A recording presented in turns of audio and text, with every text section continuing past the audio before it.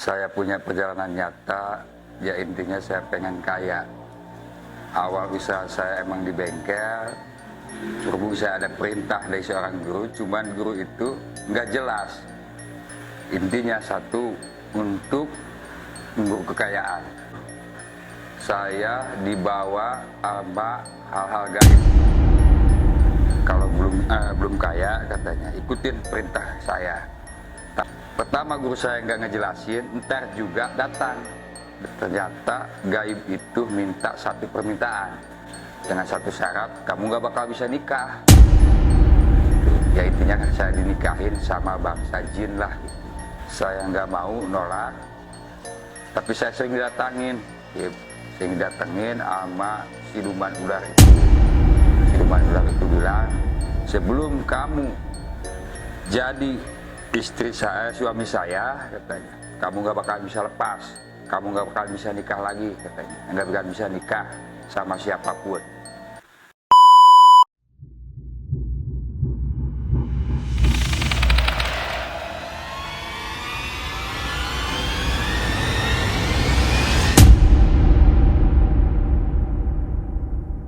Seseorang yang ingin kaya dengan menikahi siluman.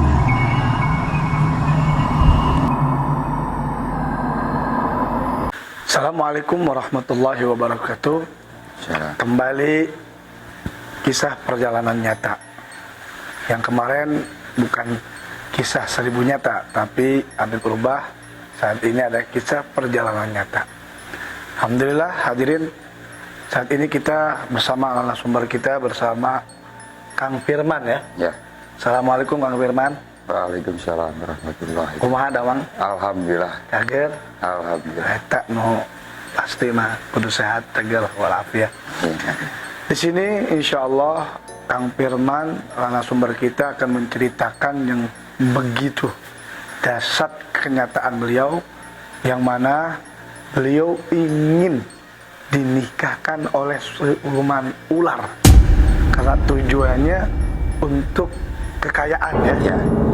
Baik, langsung aja Habib kepada Kang Firman untuk menceritakan perjalanan kisah nyata. Ya, assalamualaikum warahmatullahi taala wabarakatuh. Waalaikumsalam warahmatullahi wabarakatuh. Pertama, saya punya perjalanan nyata, ya intinya saya pengen kaya. Awal usaha saya emang di bengkel, berhubung saya ada perintah dari seorang guru, cuman guru itu nggak jelas. Saya suruh datang ke tempat yang angker daerah Gunung Salak. Intinya satu, untuk kekayaan. Nah dari situ saya dibawa sama hal-hal gaib. Kalau belum kaya katanya, ikutin perintah saya. Tapi di saat saya punya perjalanan nyata itu, saya ikutin, saya penasaran dengan apa yang diperintahkan oleh guru saya. Ternyata guru saya itu nggak terbuka. Kok jalurnya kayak gini gitu kan? Kayak gini gimana katanya? Iya, saya bisa kecapai dengan apa yang saya tuju, terutama dengan kekayaan lah. Tapi guru saya nggak ngejelasin, ada syarat tertentu gitu kan. Akhirnya saya suruh datang juga ke Pelabuhan Ratu. Syarat tertentunya itu apa? Nah, syarat tertentunya, pertama guru saya nggak ngejelasin, ntar juga datang dengan sendirinya. Ternyata gaib itu minta satu permintaan. Andaikan kamu mau nikah sama saya, kata Ratu Ular itu, saya akan beri apa yang kamu mau, terutama dengan kekayaan itu. Dengan satu syarat, kamu nggak bakal bisa nikah. Gitu. Ya intinya saya dinikahin sama bangsa jin lah gitu. Nah dari situ saya nggak mau nolak, tapi saya sering didatangin, sama siluman ular itu. Siluman ular itu bilang, sebelum kamu jadi istri saya, suami saya, katanya, kamu nggak bakal bisa lepas, kamu nggak bakal bisa nikah lagi, katanya, nggak bakal bisa nikah sama siapapun. Nah dari situ saya datengin lagi sama guru saya. Ternyata Pas saya ikutin terus apa sih tujuan guru saya gitu kan, sampai saya diumbang-ambing sama hal-hal gaib, istilahnya sama siluman-siluman ular, kayak macan segala macam gitu kan. Turun gunung, naik gunung, saya suruh datengin, saya datengin. Ternyata saya gini-gini juga gitu, Bib. Ada apa gitu? Nggak kaya-kaya gitu. Ya nggak kaya-kaya gitu kan. Kembali lagi ke awal semula gitu. Kerja saya di bengkel gitu. Nah pas dari situ saya buktikan apa sih yang dituju sama guru saya itu apa gitu kan. Kata guru saya nggak bisa jelasin, ntar juga datang. Tapi kamu harus naik lagi ke gunung. Nah dari situ saya naik ke gunung. Oh ternyata yang dijanjikan sama guru saya itu siapa yang mau datang, ntar datang sendiri. Ada perjanjian yang nggak dijelasin gitu, Bib. Akhirnya kan si jinnya itu langsung nemuin saya. Kamu mau kaya tapi dengan satu syarat, kamu harus nikah sama saya. Nah dari situ kan saya bertolak belakang, saya nggak mau gitu kan. Kalau misalkan saya nikah sama bangsa jin itu, apa yang akan terjadi? Kamu nggak bakal nikah sama bangsa manusia. Saya nggak mau gitu kan. Saya tolak, saya dikejar sekian tahun, Bib. Berapa tahun? Kalau nggak salah lebih dari 3 tahun. Nah dari situ, Nah, posisinya itu udah nikah belum? posisinya belum nikah. Terus dia ngancem sama saya. Di saat kamu nanya lagi sama siapapun, nggak bakalan ada yang bisa untuk lari dari saya, katanya. Mau kiai mau apa, saya yakin ada apa getaran hati lah. Kata saya, ngapain ada Allah gitu kan, jin punya Allah gitu kan, siluman punya Allah. Dari situ saya punya kekuatan. Karena apa? Saya nanya ke satu kiai, jawabnya saya nggak sanggup ngobatin kamu karena kamu dalam ancaman gaib. Ujung-ujungnya kalau saya ngobatin kamu, saya yang mati. Berapa kiai saya yang datengin, Bib. Nah alhamdulillah dari situ saya punya kekuatan. Saya datang lagi ke gunung. Ada satu kakek-kakek yang utus saya.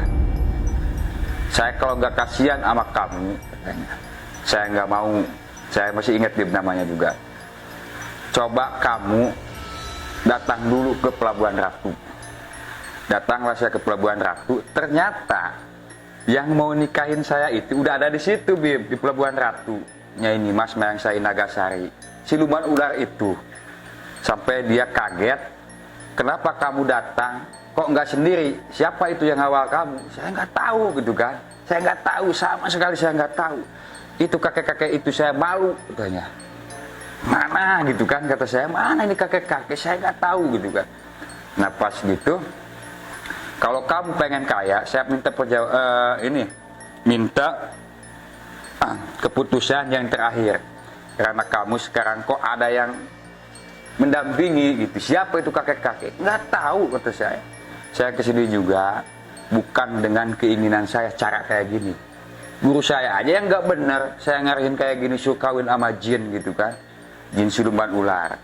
Nah dari situ tetap dia ngejar, datang lagi dalam mimpi, berantem.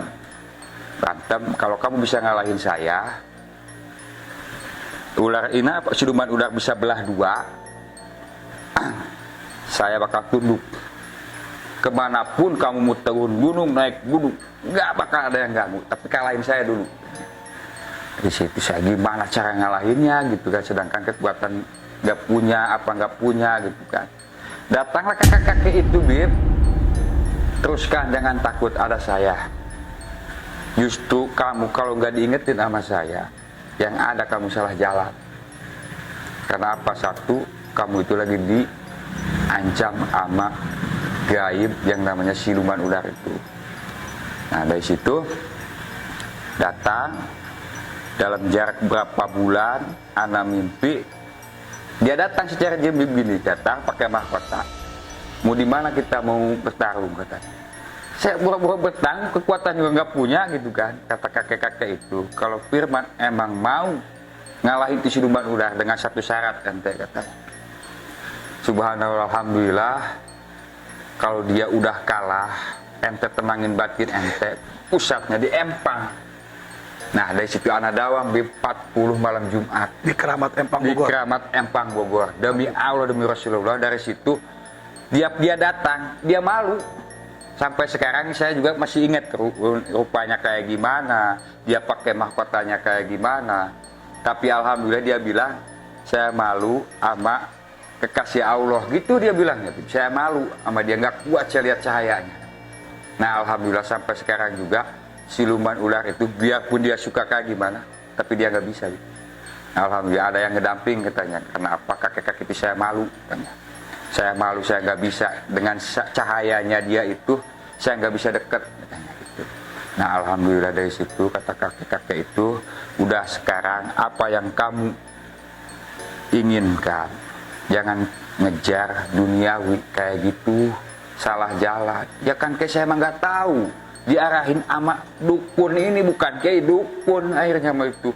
So pasang susuk, bawa pusaka, wapak, kayak macam apa namanya, tali pocong, tuh dikubur, aduh segala macam. Pas anak ditanya sekali lagi sama si dukun itu, kamu nggak mau ngebantah perintah saya? Bukannya ngebantah, maaf. Kok kayak gini saya diancam-ancam siluman ular gitu kan.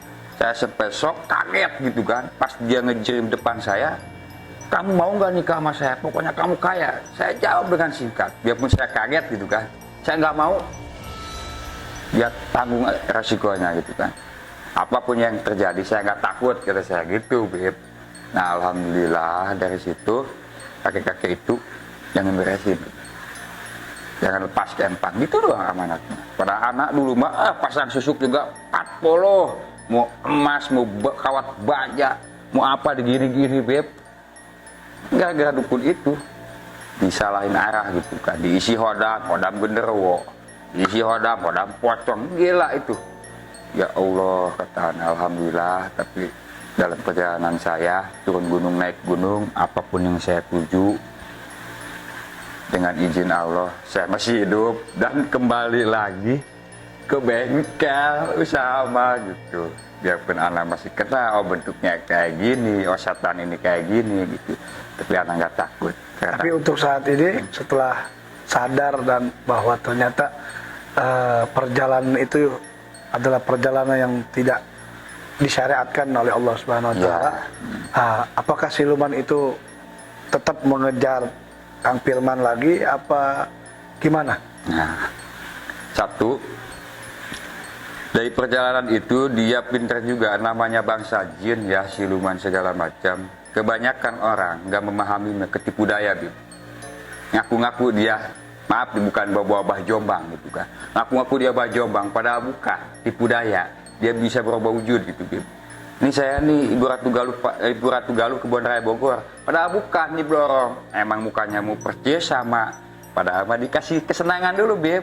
Dikasih harapan-harapan yang pastilah supaya kita kepicut gitu kan, supaya kita ke bawah mengikutin alur-alur jalur dia gitu kan.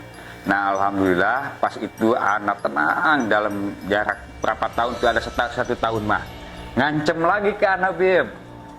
Ngancem lagi, kalau enggak ente ibu ente katanya, kurang ajar amat kata anak kan. Kalau enggak ibu ente, bapak ente, adik ente, saudara ente, urusannya mana, anak ambil katanya. Nah dari situ anak gimana, anak bingung. Sempet anak juga mau ke bawah lagi, Bib, sama siluman ular itu. Selama berapa tahun itu? 1 tahun. 1 tahun. 1 tahun. Nah dari situ alhamdulillah ada yang ngasih kekuatan ke anak. Datang lagi tuh kakek-kakek dalam jarak 1 tahun. Jangan takut, kakek udah bilang, kamu harus dawang bacang salawat ini. Salawat apa kata anak? Anak mainkan pasang susuk gitu kan, pasang susuk, kroi segala macam, wapak, segala macam gitu kan. Tetap aja itu si bangsa siluman itu ngancem anak. Ente kuat, belum tentu ibu ente. Ibu ente kuat, belum tentu katanya. Bapak ente, adik ente, anak ancam 7 turunan. Anak bingung di situ, kaget dia, gimana? Gak bisa tidur, bawaannya mikirin, aduh ini kalau terjadi gimana gitu kan. Tapi dengan izin Allah, alhamdulillah si kakek-kakek itu ngingetin anak. Sampai sekarang juga kalau anak lagi bingung apa gimana, suka datang dia gitu, dengan sendirinya tanpa dipanggil gitu. Dan nggak disebut kakek-kakek itu namanya siapa nggak? Kiai Haji Jubah Putih. Dia bilang gitu doang. Ente jangan tahu asal nama anak, udah cukup itu. Itu. Kalau misalkan ada masalah hal gaib dimanapun ente, cukup panggil dengan salawat. Terus ke dia ngutus, jangan lepas ke empang. Katanya kalau ente lepas ke empang, maaf, ente hidup itu salah arah terus ke bawah bangsa jin katanya. Karena satu itulah penenangnya di situ katanya. Anak ikutin tuh sampai sekarang juga anak masih jalanin, kadang sebulan sekali. Anak, istri anak bawa gitu. Di Keramat Empang Bogor ya. Keramat Empang Bogor. Allah bin Muhsin. Masya Allah, kisah yang luar biasa. Dan akhirnya Kang Firman sendiri sekarang yang apa yang dijalankan oleh Kang Firman, walaupun hasilnya sedikit tapi itu bisa membuat tenang Kang Firman ya. Ya. Pekerjaan Ya. Kang Firman yang Kang Firman sekarang jalankan ya. Ya. Masya Allah. Baik para pemirsa yang dimanapun berada, itulah kisah perjalanan nyata Kang Firman, bahwa jangan sekali-kali percaya dengan hal gaib yang bukan dari syariat agama Allah Subhanahu wa taala. Yang mana itu akan menjadikan sesat hidup kita di dunia dan di akhirat. Maka ini yang Habib bisa sampaikan untuk semua para penonton daripada kisah Kang Firman. Terima kasih Kang Firman. Ya, Mudah-mudahan mungkin banyak kali ya cerita Banyak. Kang Firman ya. Banyak. Pasti nanti di cerita yang keduanya akan diceritakan kembali oleh Kang Firman. Dan terima kasih Kang Firman. Ya, sama-sama Habib. Mudah-mudahan ini menjadi pelajaran buat kita semua ya, para penonton, agar kita selalu banyak salawat, banyak ziarah para wali, sehingga kita menjadi orang-orang yang dicintai oleh Allah. Untuk para penonton yang ingin berbagi cerita, kisah nyata, perjalanan, bisa antum komen di YouTube agar bisa kita memberikan cerita-cerita nyata perjalanan Anda. Oke, sekian dari saya. Assalamualaikum warahmatullahi wabarakatuh.